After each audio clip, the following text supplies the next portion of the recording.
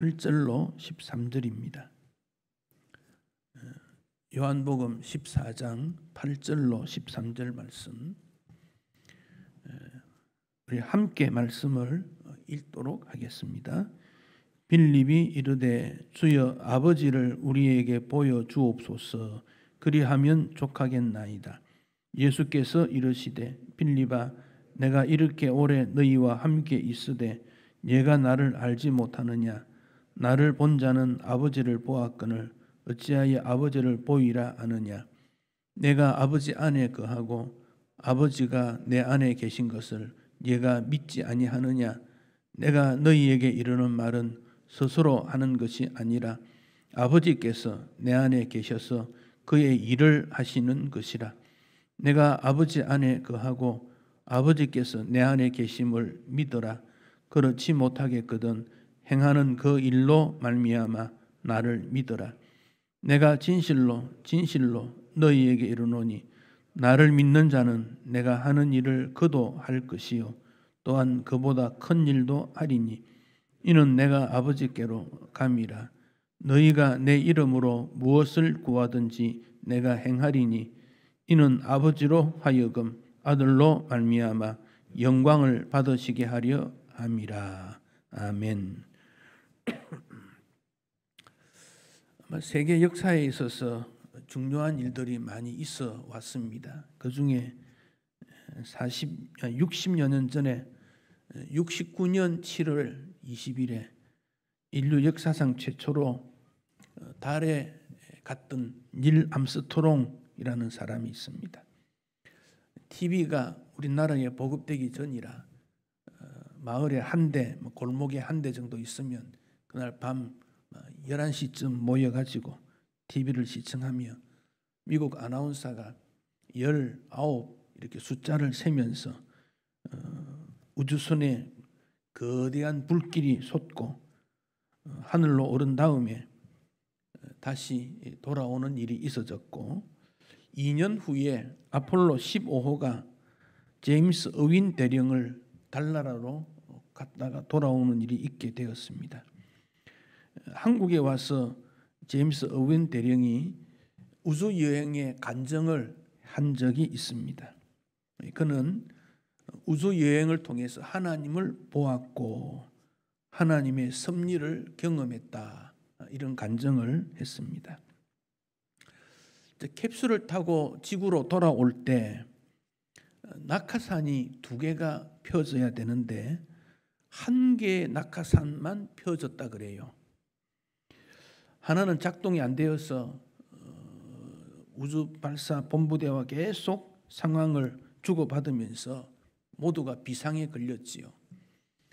아폴로 11호가 달나라에 다녀올 그때도 우주선 본부에서는 전 국민이 기도했고 15호 때도 이거 어떻게 되느냐, 이제 사람이 타고 직접 다녀왔으니까 그런 가운데 누군가가 기도해야 합니다, 기도합시다, 그런 말을 했고 함께 기도함으로 그 기도하는데 갑자기 회오리 바람이 불어 올라가지고 낙하산이 하나만 작동되었지만은 정상적인 속도로 천천히 안착을 했다 그럽니다.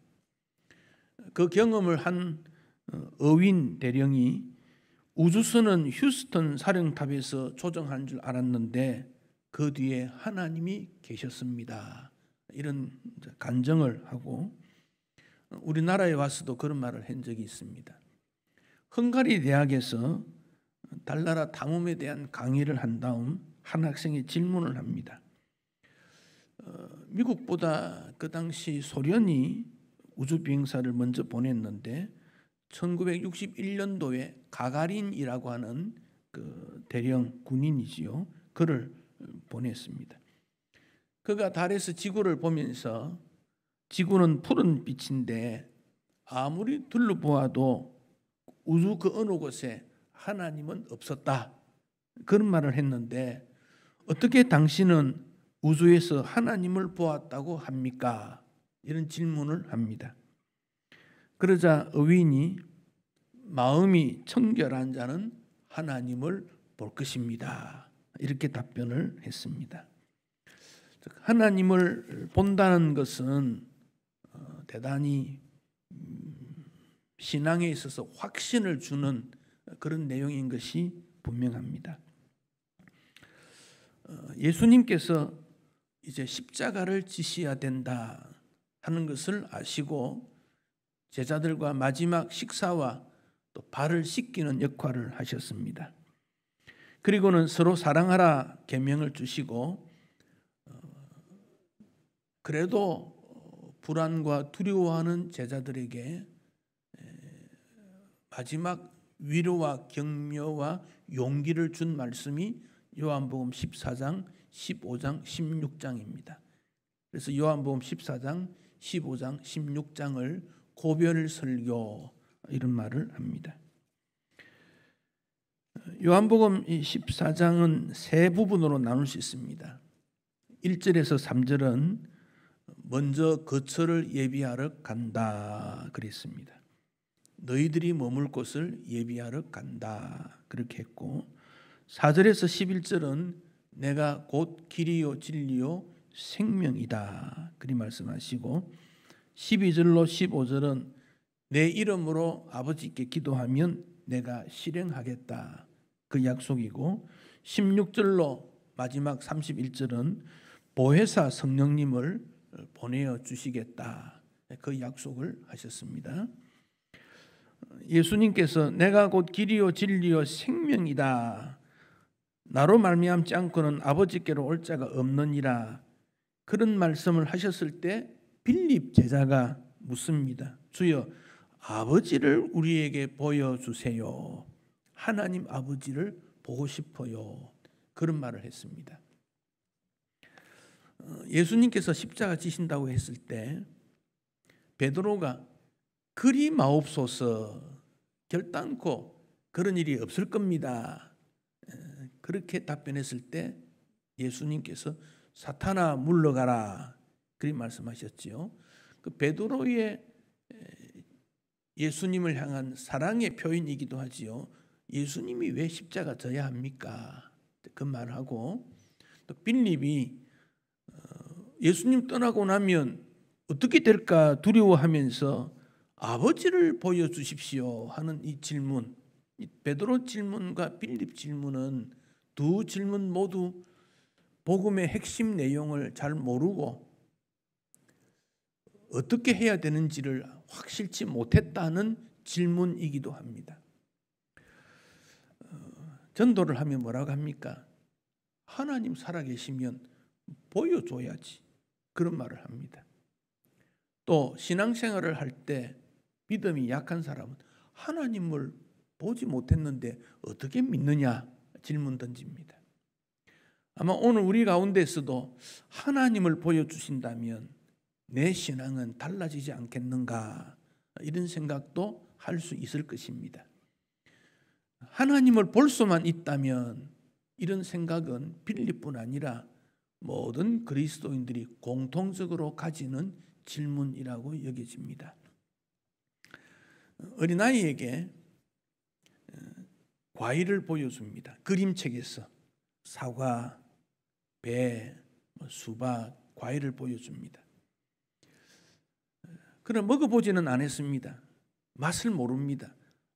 이렇게 수박은 좀 크기도 있고 겉은 초록 짙은 좀 초록색이구나 알 겁니다.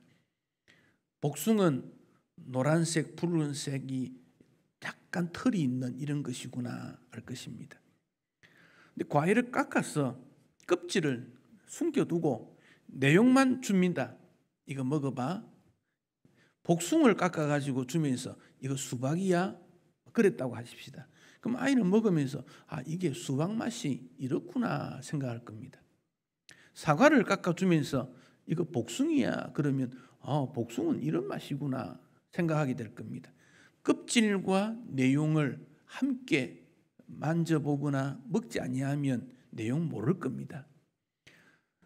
지금 우리 예수님께서 이 땅에 오셔서 3년 동안 제자들을 부르시고 함께 다니시면서 기적을 많이 베푸셨습니다.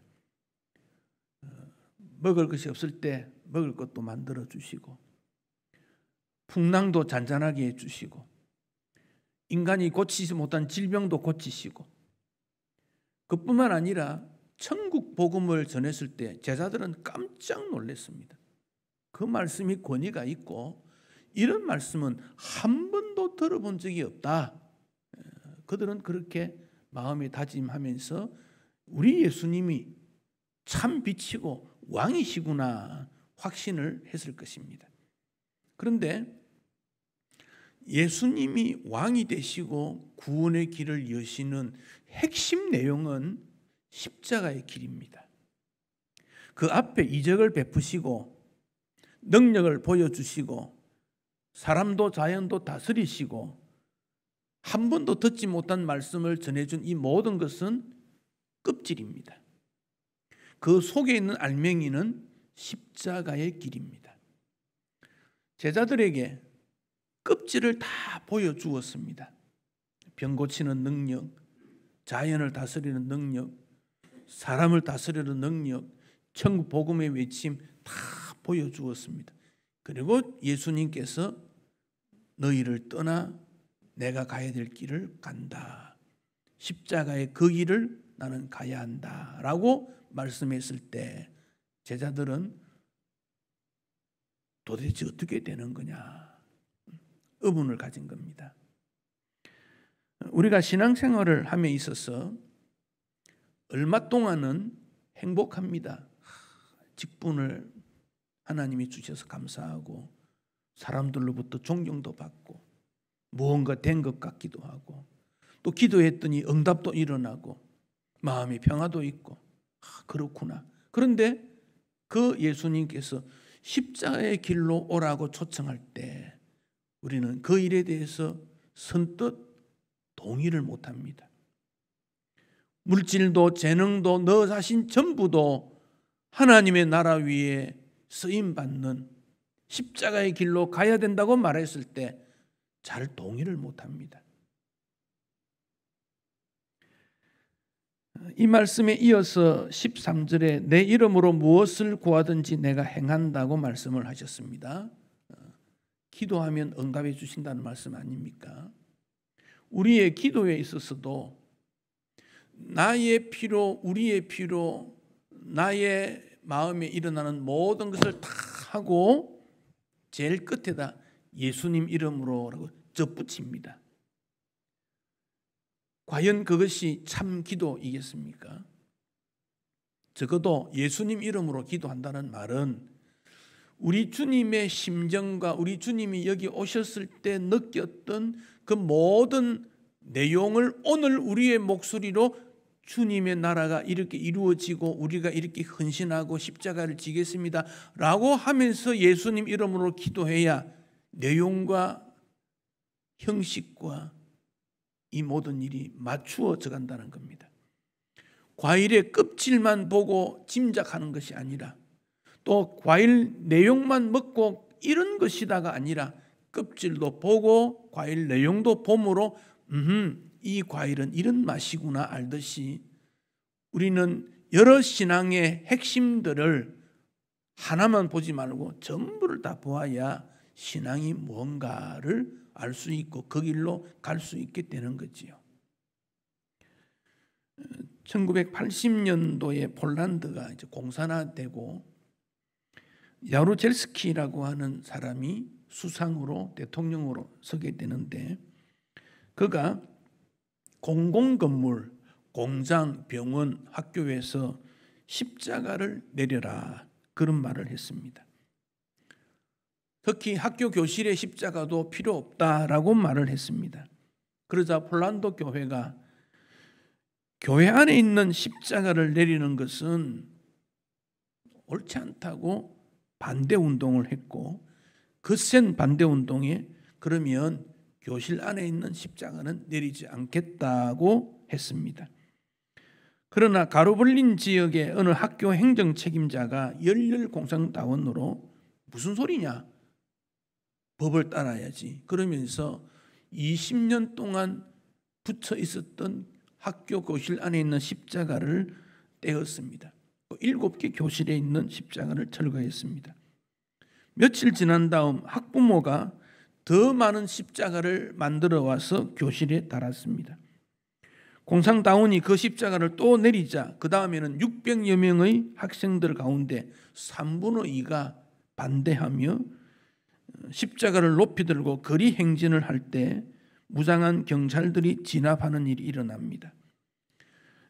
학생들이 점점 일이 강조되고 학부형이 참석하고 시민들이 참여해서 2,500여 명이 어느 교회에 모여서 기도회를 합니다.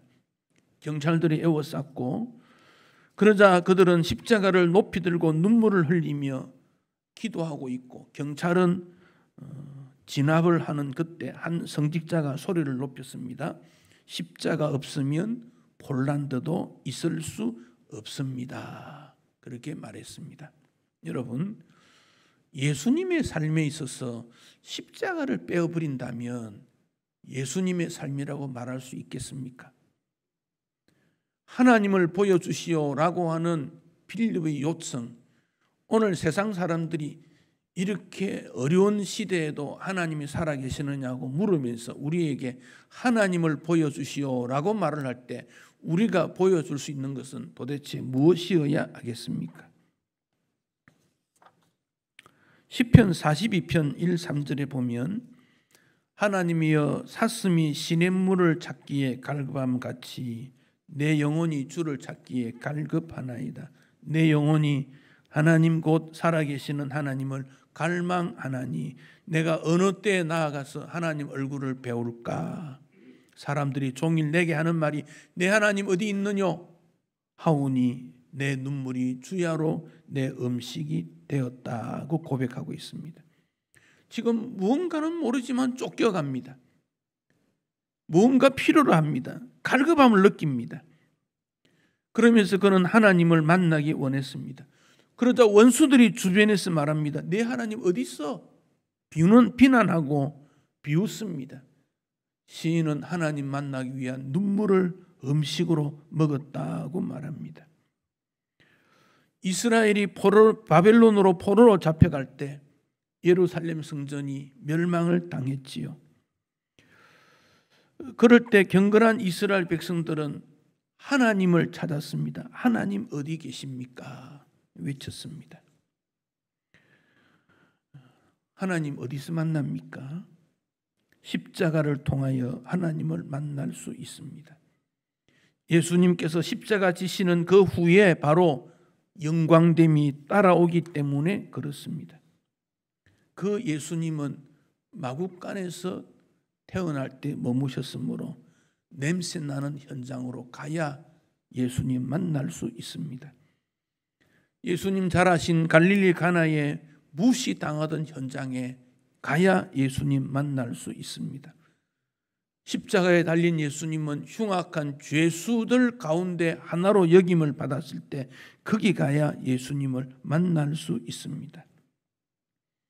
그러나 우리는 외형만 보고 겉모습만 보고 영광을 취하려고 하는 것이 아닌가 하는 점입니다. 하와는 선악과의 외형만 보았더니 먹음직, 보암직, 지혜롭게 할 만큼 탐스러웠더니 그러나 그것이 미혹거리였다는 것을 그는 몰랐습니다. 중세시대 로마교는 거대한 교회, 달변하는 목사, 부자 교인, 힘있는 일꾼을 추구했지만 결국 구원과 멀어졌음을 우리는 잘 압니다.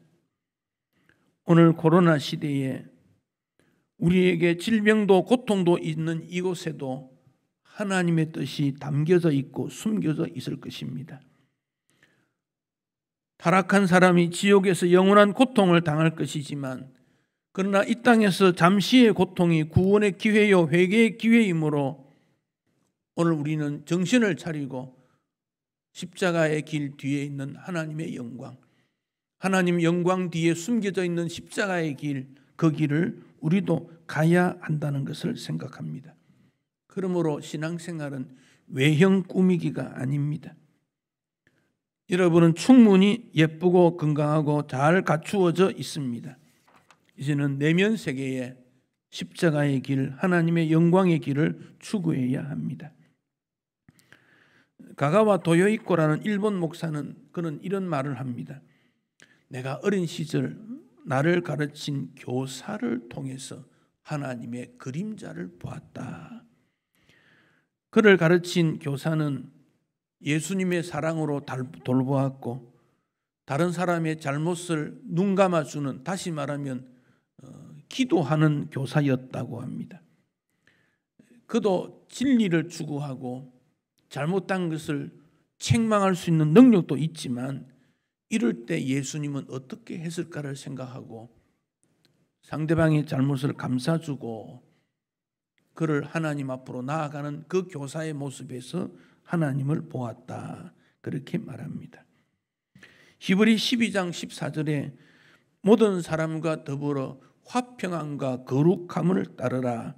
이것이 없이는 아무도 주를 보지 못하리라고 말씀했습니다.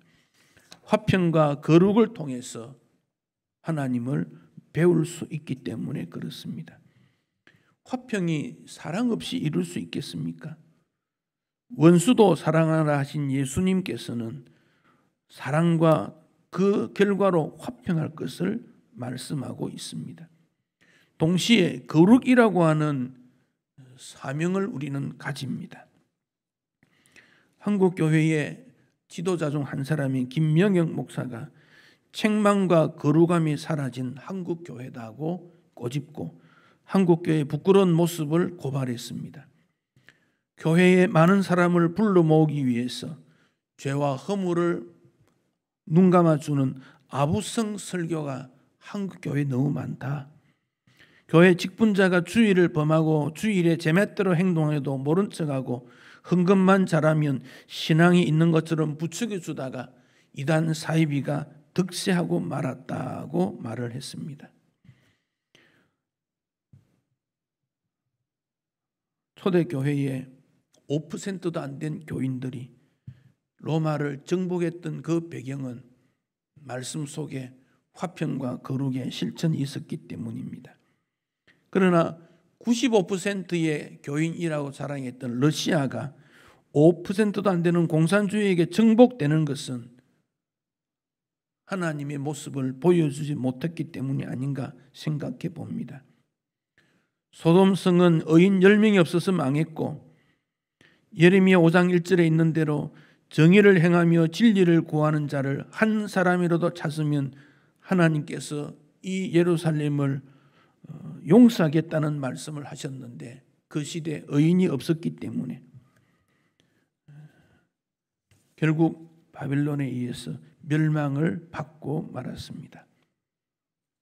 사랑하는 성도 여러분, 다시 한번 우리의 신앙생활을 돌아보아서 나를 통해 우리를 통해 하나님의 모습이 세상에 보여지고 있는가, 아버지를 보여주고 있는가 점검해 보아야 합니다.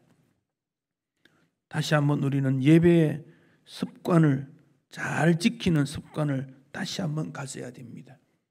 예배에 대한 훈련과 특히 솔로몬의 1,000번째 아벨의 더 좋은 예배, 모이기에 힘쓰는 예배, 이런 점들을 점검해 보아야 합니다. 날마다 말씀을 읽는 실천하는 습관을 가져야 됩니다. 하나님 말씀은 영의 양식이라 그랬습니다. 양식을 먹지 않고 힘쓰는 사람이 없습니다. 사람은 떡으로만 사는 것이 아니라는 그 말씀을 기억하고 말씀에 더 사모하고 가까이 나아가야 되겠습니다. 기도하는 습관이 있어져야 됩니다. 디모데전서 4장 5절 하나님의 말씀과 기도로 거룩하여진다고 했습니다. 말씀 통해서 무장하고 기도 통해 확신을 가져야 주 하나님을 뵙게 됩니다. 이어서 말씀이 무장된 것은 순종하는 습관이 있었어야 됩니다. 히브리 5장 8절 그가 아들이면서도 받으신 고난으로 순종함을 배웠다고 했습니다. 예수님의 순종 그 모습은 고난을 통해 받으셨고 오늘 우리에게도 십자가를 통해서 순종의 훈련을 통해서 하나님을 볼 수 있는 길이 열려지기 때문에 그렇습니다. 코로나가 전국을 휩쓰고 세계를 강타하고 있는 이때 어떤 사람이 되어야 하겠습니까? 베드로후서 3장 12절 말씀대로 거룩한 행실과 경건함으로 하나님 날 임하기를 바라보고 간절히 사모해야 할 것입니다. 그를 우리 예수님께서는 이렇게 말씀하십니다. 12절 내가 하는 일을 그도 할 것이요 또한 그보다 큰 일도 할 것이다. 아니 예수님 하시는 일보다 더 큰 일을 어떻게 한다는 말입니까? 이것은 예수님이 지신 십자가의 길에서 하나님의 영광을 위해 사는 것을 말씀하고 있습니다. 주님이 우리 마음에 계실 때 이 일은 가능합니다. 상황이 어떻게 어렵게 되든지 관계없이 우리는 주님의 일을 하는 자고 해야 하는 자입니다. 아버지가 우리 가운데 계심으로 하나님을 보게 되고 그 아버지의 길을 행하는 것을 우리는 더 잘해야 합니다. 예수 믿으려면 저 사람 정도는 되어야지 이런 칭찬을 받아야 하지 않겠습니까? 그러므로 큰 일을 하게 되는 일이고 그러므로 영광을 아버지께서 받으시기 되기 때문에 그렇습니다. 사랑하는 성도 여러분, 코로나가 어떻게 종식이 될는지에 대해서 전문가들도 답변을 하지 못합니다. 언제까지 갈는지 답변을 하지 못합니다. 매우 어려운 때를 맞고 있습니다. 이럴 때 우리가 해야 될 일은 무엇이겠습니까? 하나님 아버지를 세상에 보여주는 일입니다. 우리 마음에 예수님이 계시고 그 예수 안에 계신 성부 하나님을 보여주는 일을 지금 해야 합니다. 그 일을 위해서 기도하고 주님이 걸어가신 길을 따르면서 아버지를 어떻게 보여줄 것인가 사명입니다. 서울과 우리나라에 장마철이 되면 십자가의 종탑이 위험하니 내리면 좋겠다 이런 공문도 보내고 또 실제로 그렇게 합니다. 그래서 위험하다 싶은 십자가 종탑은 내려야 되겠지요. 그런데 내린 후에 다시 십자가 종탑을 올리려고 하면 잘 허가를 해주지 않습니다. 우리는 간접적으로 여러 어려움을 당하는 시대를 살아가고 있습니다. 십자가 종탑보다 더 중요한 것은 하나님을 보여주는 일입니다. 어떻게 하나님을 이 땅에 보여줄 수 있을까? 오늘 우리에게 주시는 과제요 주의 명령입니다. 이 말씀을 들으시고 어떻게 해야 될 것인지 기도하며 주님께서 기뻐하시는 삶을 사는 주의 백성 되시기를 축복합니다.